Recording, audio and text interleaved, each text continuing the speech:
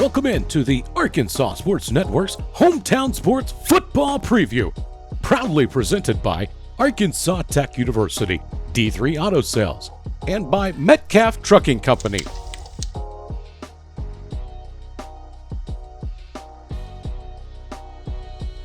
Today we sit down with the head coach of the Forrest City Mustangs, Reggie Swinton.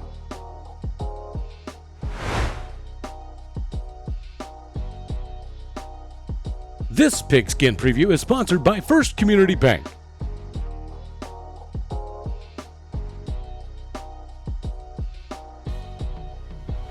All right, welcome into the Hometown Sports Arkansas Football Preview presented by the Arkansas Sports Network. I'm Carson Ward, joined by Forrest City head coach Reggie Swinton. Coach Swinton, thank you for being with me here today.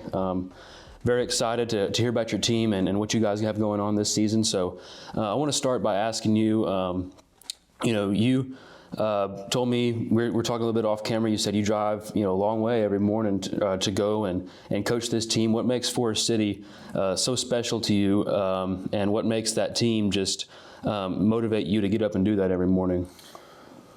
Well, my driving force is wanting to be a high school head coach for a few years now. Applying for a couple of jobs that I didn't get, and I was okay with that. And the right phone call came through, and that was Forrest City, and I certainly appreciate the administration for reaching out and giving me the opportunity to have the chance to get up in the morning and make that drive. I never complain about it because you have to be careful what you ask for and be careful what you pray for, because you just may get it. And when you get what you ask for and what you pray for, you better be ready. And so my motivation is getting up every morning and going to be with those kids. Those kids are special. They're special to me and my staff. And so that's our driving force, is getting to them every day and changing their lives as young men, while also making them better students and better on the football field. Tell me a little bit about just what the culture is like at Forrest City, as far as, so first tell me how many years you've been at Forrest City. And then just explain to me what the culture is like there, what the atmosphere is like there, what the fans are like, what the players are like, and just what's really special about that team in that city. It hadn't even been years. I've been in Forrest City for 3 months now, for 3 to 4 months now. And the culture when we got there was a culture that the kids they weren't used to things going right for them. And they were used to everything going wrong and being negative. And so part of becoming a head coach and getting your footprint put in, you have to go in there and shake some things up. And me and my staff went in and we shook some things up, but while shaking things up, we also showed the kids love. And when you show kids love, when you show them compassion, show them you care, they'll jump off a bridge for you. And so we have done that. And I used to say that, they're buying in. I can say now they've bought in. And they bought what we're selling. And we have fun with them, but we're also hard on them, and they know that we love and care for them. Tell me about your conference this year. There's been some conference realignment in Arkansas high school football. So tell me about your conference and your schedule, and what might be some games your team is looking forward to, and just tell me a little bit about the landscape of your conference this season. We have a tough schedule. We dropped from 5A to 4A, and we open up for the benefit game at Box Site, which doesn't count on the record, but it's going to count for our kids as far as seeing something good or something bad happen. So that's August 22nd. That's going to be at Box Site. Then we open up week 0 with the Southside Southerners in the Batesville area. And they were a good team last year in 5A, and now they're 4A. So we got to go there. And that's going to be a huge test for our guys. Definitely have respect for Southside, a team that's had a winning program. And we're going in as the underdog. Nobody gives us a chance. And that's cliche, but really, we went 1-9 back-to-back seasons and only won 4 games since 2019. So why would anybody respect us? So we've got to go out there and earn our respect, and our kids are working their tails off to make sure that when we play on Friday nights, they know they've been in a dogfight. Tell me about your coaching philosophy, not just as far as what you do offensively and defensively, but as far as what you do in the off season between balancing 7-on-7s, team camps, running, getting your plays down right in practice, conditioning, just all the things you do in the off season, and even moving in towards the season, what your plan is going to be, and then what your philosophy is offensively and defensively. Well, we came in late in April. I got hired. I think it was second week of April. So most teams already had an off season and went through weights and conditioning. And so, we got in late. And when I got there, I asked the kids, have y'all been lifting? Have y'all been running? And of course they said yes. So our first day out, we ran a half gasser down back across the field, and they were gassed. I said, I thought y'all had been working out. They hadn't. So we had to get them in shape while installing plays, while getting ready for spring practice, because we didn't have but a few weeks left in school. So we was on the run swiftly.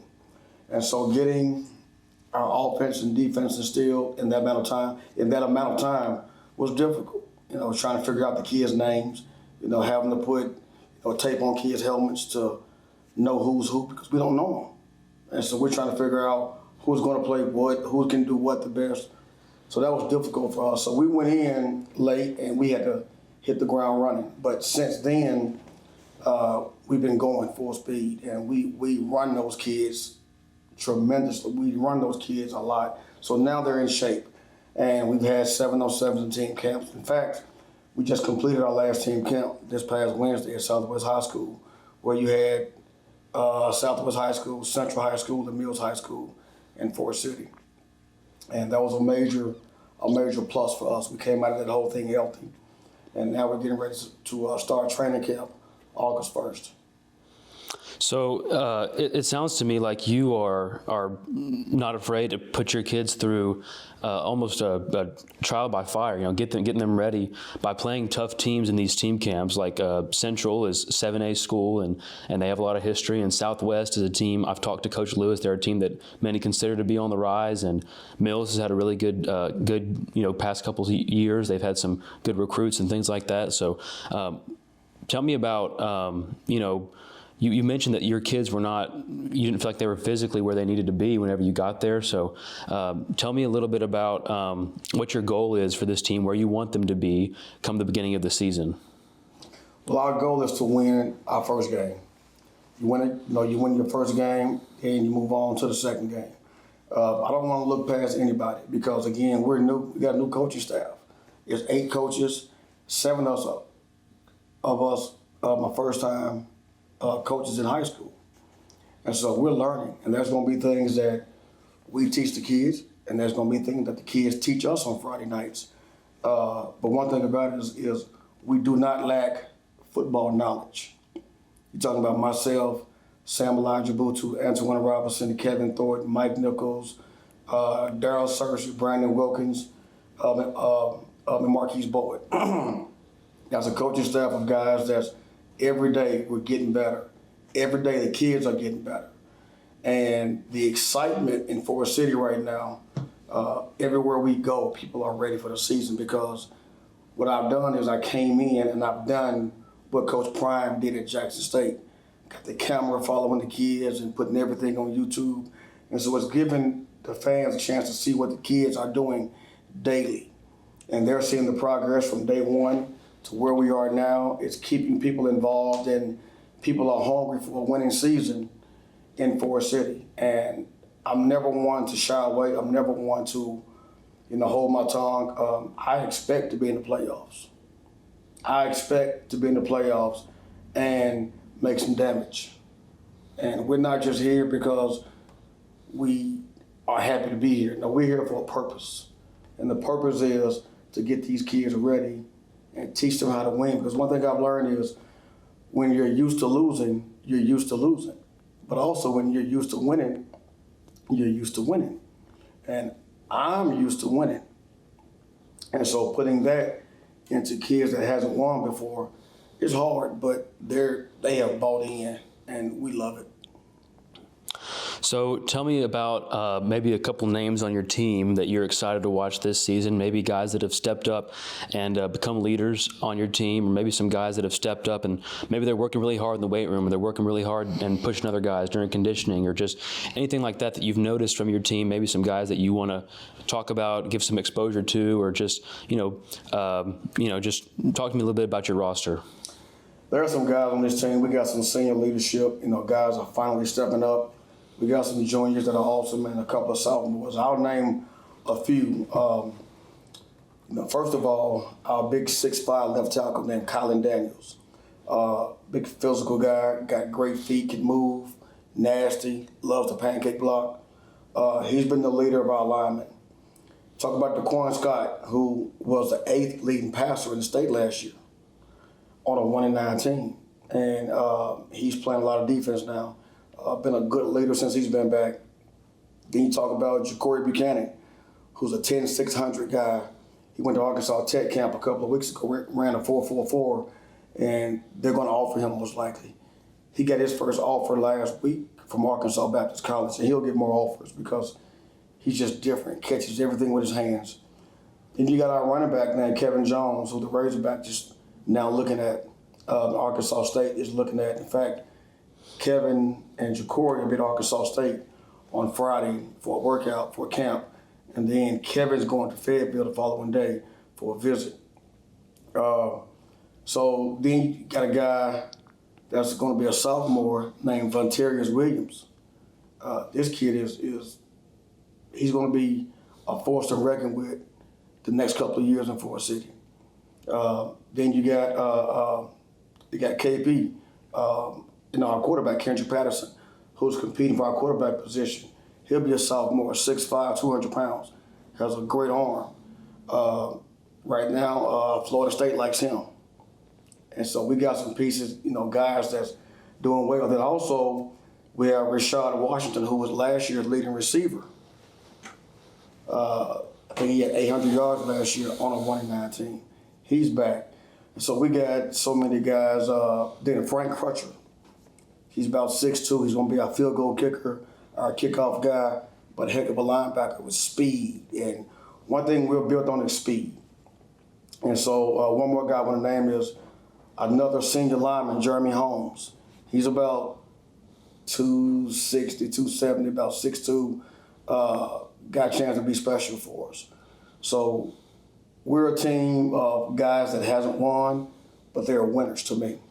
Mm-hmm. Last question for you, Coach. What would be a successful season for Forrest City in 2024? Making the playoffs. So anything less than making the playoffs is not a successful season for me. But what we do have is a great nucleus of guys in the future. We have linemen. We got about 4 linemen that's going to be sophomores, 6'2", 240, bright future. And so, I left out a couple of guys too. Jabari Williams, who's going to be a senior, going to be a great addition for us. And then Montreal Matthews, who's just really learning how to walk again from COVID. He had COVID really bad, and he just came back off of that long sickness, and he's now participating. He kind of reminds you of a bigger back like a Natron Means or, Jerome Betters. And then one more guy I want to mention, Roderick Tiswell, Little Mighty Mouse. Quick, oh my God, he's fast. And this kid is going to be unbelievable with the ball in his hands. So you might not can tell, but I'm kind of excited about this team. Mm-hmm. And the administration, Dr. Hardrick, our superintendent, I thank her for bringing in a no-name coach. And our principal, Mr. Bohannon, he wanted to make the phone call to me. And, I thank him. And our AD got to be the best in the state, and Coach Willis. He gives me everything I need. He supports everything we're doing, and we're doing things the right way. So I cannot do this interview without mentioning those 3 people that gave a first-time coach in high school a chance. All right, this has been an interview with Coach Reggie Swinton, the head football coach, first-year head football coach at Forrest City. Coach Swinton, is there anything that you want to say about your team or your program before we sign off here? Yeah, we need all the fans. If you are Forrest City faithful, we need every last one of you guys at these games. Support our kids. We got some great ones down there in Forrest City. I love it. My staff loves it. And we are super excited about our first action coming up on the 22nd of August in Bauxite. We need our fans to support our babies. All right, I'm Carson Ward for Arkansas Sports Network. You can find Arkansas Sports Network on Facebook and YouTube. We will have more interviews with coaches from all around the state coming out leading up to the beginning of the high school football season in Arkansas. Until then, I'm Carson Ward signing off.